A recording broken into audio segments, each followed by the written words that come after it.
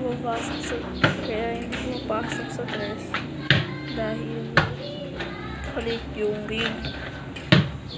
Sa layup lang napapasok tapos yung block. Sa amin kasi yung ring. Sa amin yung court yan sa bahay namin. Nasa harapan ng bahay namin. No, titira ng tres, di pasok. Sa layup lang talaga. Layup, pasok. Yun sa pagka-vlog ko tapos sa pagbabasketball ko ng vlog. Guys, pakisubscribe na rin ako. Huwag makakalimutan mag-like, share, subscribe.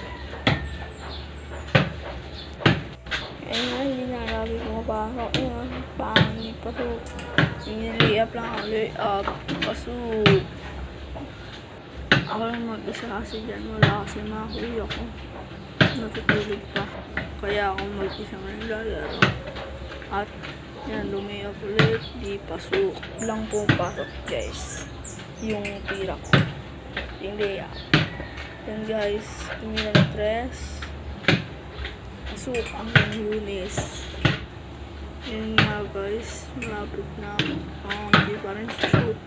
Thank you guys sa panonood. Thank you for watching. Ingat kayo lagi guys. Tira na tayo na tira dyan.